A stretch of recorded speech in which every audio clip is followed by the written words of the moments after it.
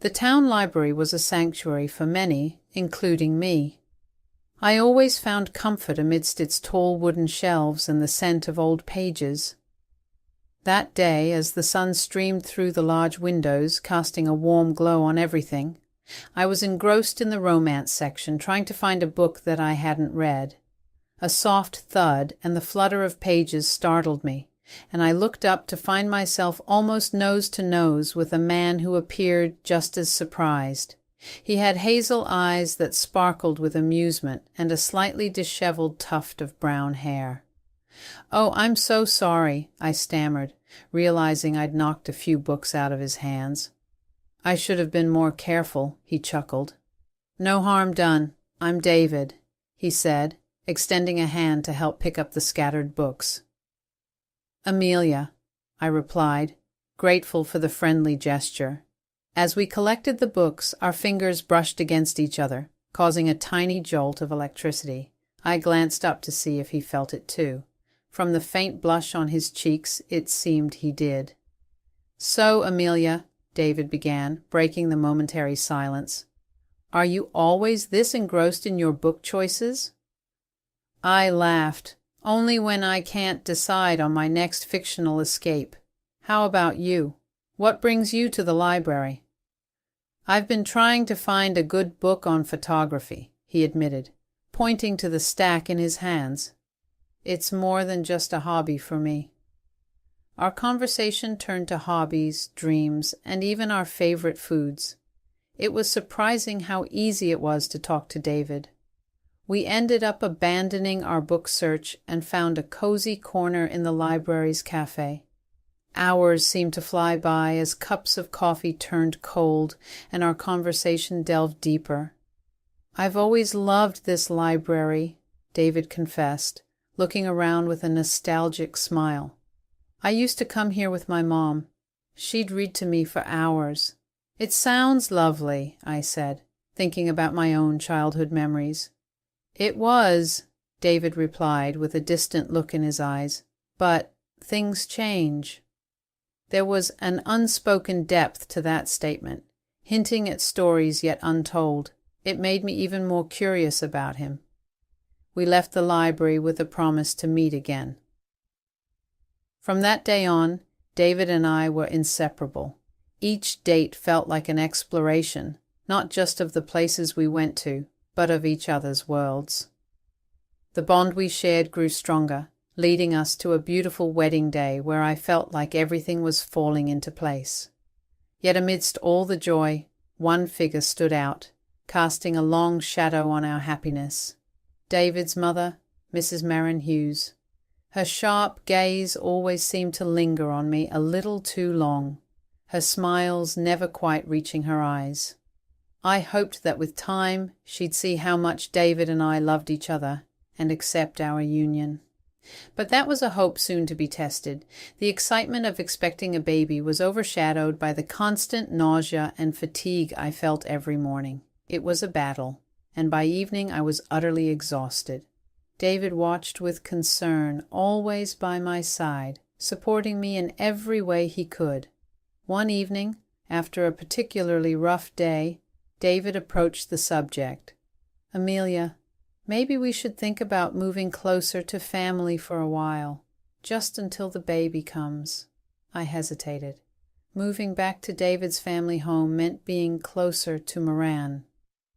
"Do you think that's a good idea?" I asked, uncertainty in my voice. He took my hand gently. "It's just a thought. Mom did raise 3 kids. She might help with the baby stuff, and, more importantly, support you when I'm at work." I pondered over it. "I'm just worried about how things are with your mom," I admitted. David sighed. "I know Mom can be a bit difficult, but she's still family. Maybe with the baby on the way, things might change. Give her a chance." With a deep breath, I agreed. "All right, but if things get tough, we need to have a backup plan." The move happened quicker than I anticipated. David's childhood home was a large, old-fashioned house with creaking floorboards and a sense of history. The first day we arrived, Moran greeted us at the door, a broad smile on her face. "Welcome home, David," she said, hugging her son tightly. Then, turning to me, her tone softened. And you too, Amelia. I hope your stay here is comfortable. For the first few days, Moran was the image of a doting mother-in-law. She made my favourite meals, helped me set up the nursery, and shared stories of David's childhood.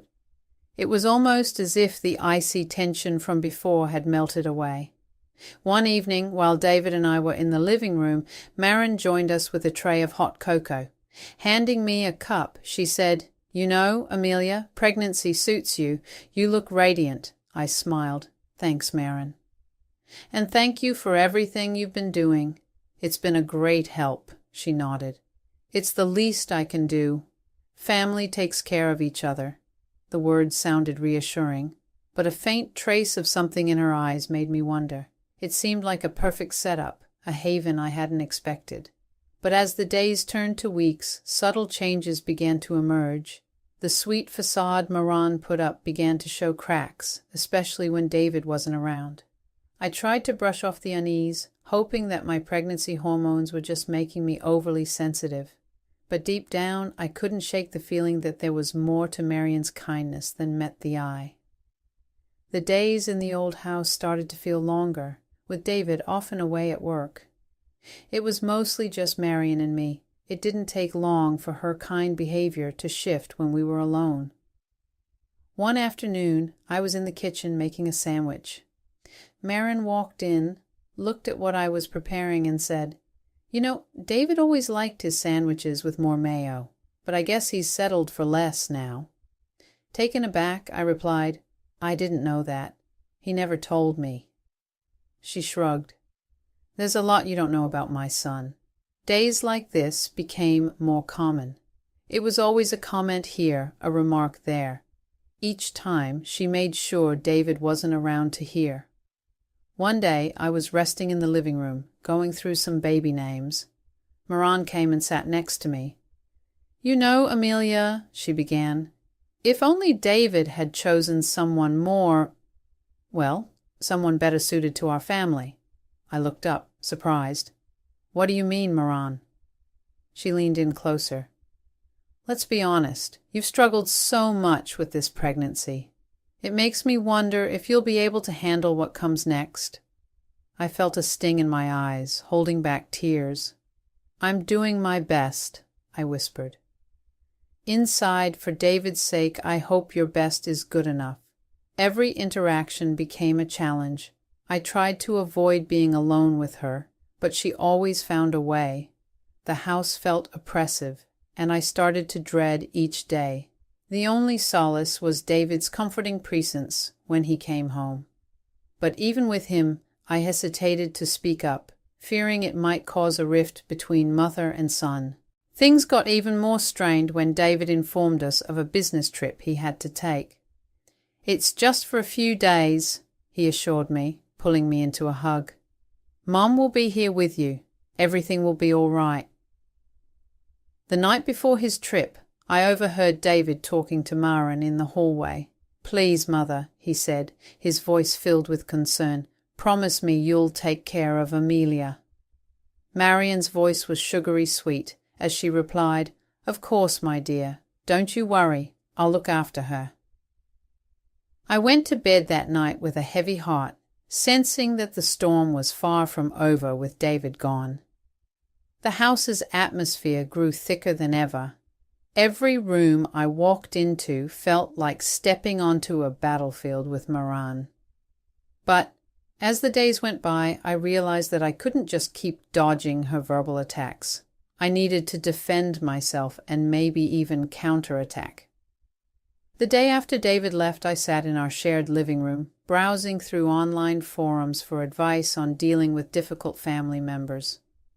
The consensus was clear, evidence was crucial. That's when the idea of the voice recorder struck me. If I could capture Marian's words, I could finally show David her true nature. The very next day, I made a trip to a local electronics store. As I was browsing through the different recorders available, a friendly store assistant approached. "Looking for something specific?" he asked. Something that can record voice discreetly, I answered. He nodded, showing me a small device. This one's quite popular, easy to conceal, and clear audio quality.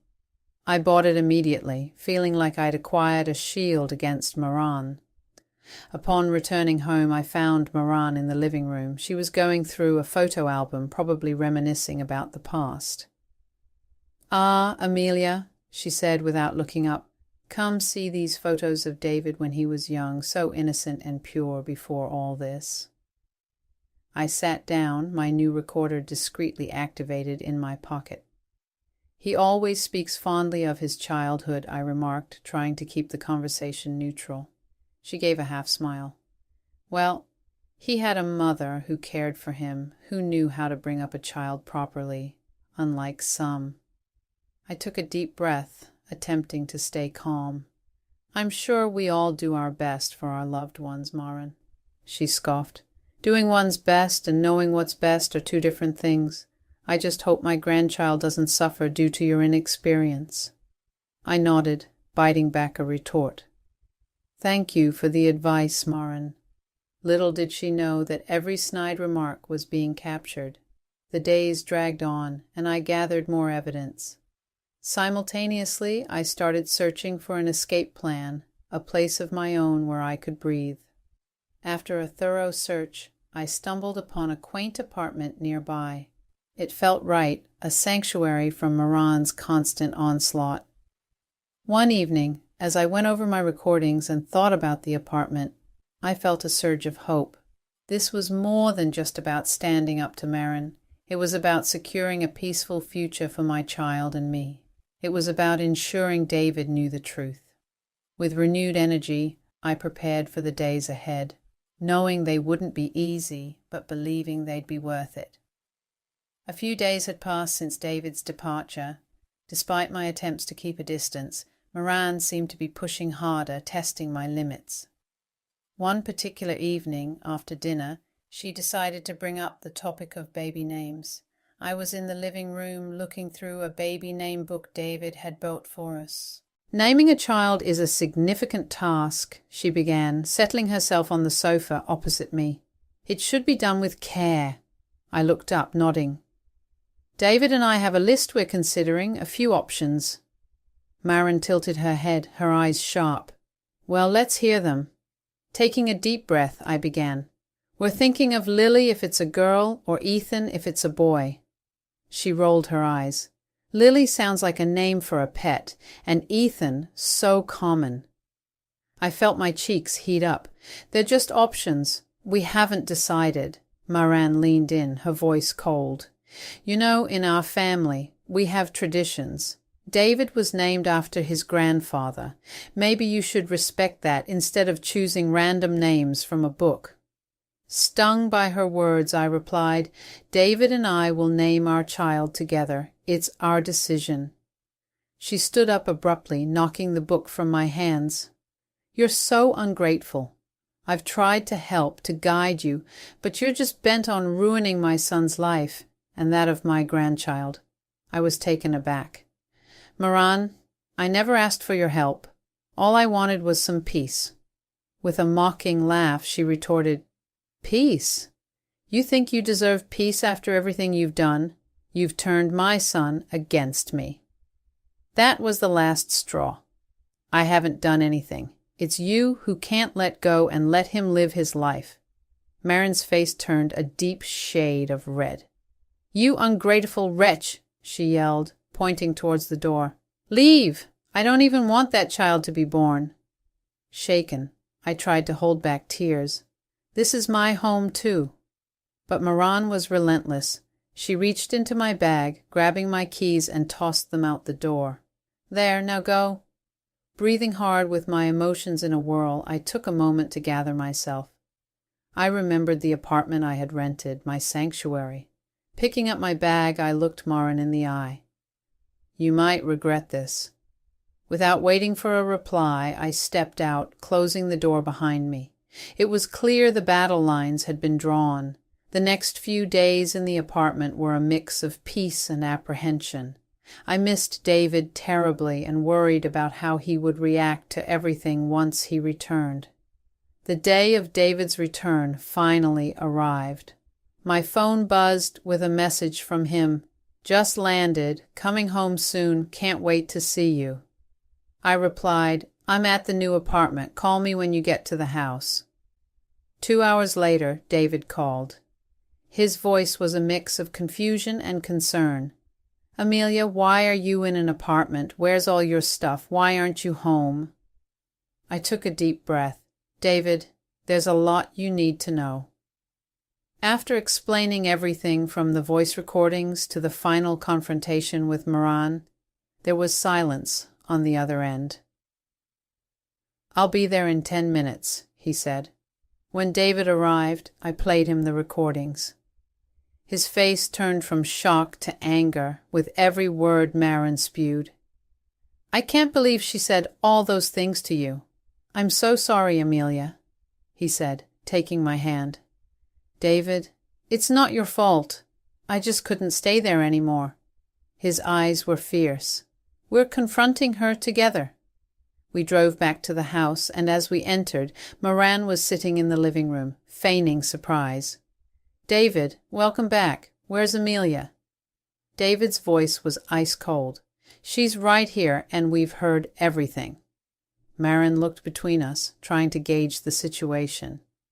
"I don't know what you're talking about." Without saying a word, David played one of the most damning recordings. Marin's face paled. When it ended, David's voice trembled with anger. "How could you, Mother? She's carrying our child, your grandchild." Marin started crying. "I just wanted the best for you." David shook his head. "Your version of the best isn't what I want. Amelia and our baby are my family now. You need to respect that." Moran sobbed harder, trying to reach out to David, but he stepped back. "I need some time away from all this." Taking my hand, David led me out of the house, and we drove back to the apartment. The rift between mother and son was evident, but in that moment, our bond grew stronger. United against the deceit we had faced, the new apartment was a stark contrast to the opulence of the house we had left. It was cozy, with sunlight streaming in through large windows. There was something liberating about this modest space. It felt like the fresh start we desperately needed, a place where David and I could rebuild our life and prepare for the arrival of our baby without any dark clouds hanging over us. David and I spent the first few days setting things up. We transformed the second bedroom into a nursery, picking out neutral tones for the walls and assembling furniture piece by piece. As we painted the baby's room one afternoon, David said, "You know, all things considered, this place feels more like home than the big house ever did." I smiled, dipping my brush into the paint. "It does, doesn't it? It's smaller, but feels warmer." While putting up a shelf, David found a photo from our wedding day tucked inside a book. "Look at us," he remarked, passing me the photograph. Our smiles radiated pure joy, blissfully unaware of the storms ahead. "We've come a long way since then," I mused, placing the photo on the freshly painted shelf. "But we've also grown stronger together." David wrapped an arm around me. "I still feel guilty, Amelia. I thought going back to that house to my mother would be the solution. How wrong I was." I looked up at him. "It's not your fault, David. We made that decision together, and now we're starting anew together." A few days later, an unexpected package arrived. No return address, but we recognized the handwriting. Inside was a meticulously knit baby blanket, soft to the touch, accompanied by a note. Reading it aloud, David's voice was filled with mixed emotions. "I hope this can mend our relationship, Moran." We exchanged glances, both pondering the same question. Could things ever go back to the way they were? After a deep sigh, I said, "It's a beautiful blanket, and I appreciate the effort." David nodded in understanding. "I know. We need to protect our peace, our family. The past has shown us that we were unified in our decision. Our focus was the life we were creating, the family we were building, and the love that remained unshakable. The baby's imminent arrival was our beacon of hope, and every corner of the apartment was a testament to that.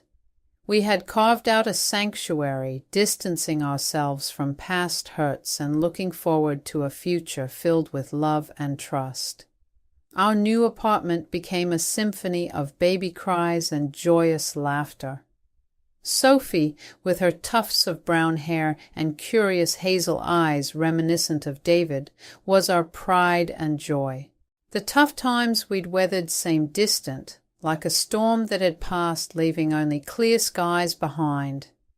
David and I often found ourselves marveling at the little life we'd created. Late one night, as we were both up attending to a fussy Sophie, he looked at me with admiration. "You're incredible, you know, getting through everything with Moran and now being such an amazing mum." I smiled, gently rocking Sophie. "We did it together, and look at what we have now." I gestured to our daughter, who was slowly drifting back to sleep. One Sunday afternoon, as Sophie played on her mat, David proposed a little outing. "How about a trip to the library tomorrow? It's where our story began. I think it's time Sophie knows that place." I nodded in agreement. "Sounds perfect. We can make it a family tradition." The next day, the library greeted us with its familiar silence. We showed Sophie the very spot where we had met. David, holding her little hand, whispered, "This is where I met your mom, where our family story began." In that moment, standing in the midst of aisles filled with countless stories, we felt grateful for our own. We had faced challenges, yes, but they had shaped our journey, guiding us to this present moment. The library had been the start of our story, and now it played a part in Sophie's. As days turned into weeks and weeks into months, life continued its rhythm. We shared tales of bravery and love with Sophie, always emphasizing the importance of standing up for oneself and one's family. Marin, although a part of our past, barely featured in our conversations. One evening, while putting Sophie to bed, I realized the true weight of the decisions we had made. By choosing our family's happiness and well-being over external pressures, we had set a foundation for Sophie to grow up knowing the value of love, trust, and resilience. With Sophie asleep, I walked out to the living room where David was waiting. We sat, hands entwined, looking at the city lights. The world outside held challenges and uncertainties, but in our little apartment there was only warmth, love, and the promise of many tomorrows.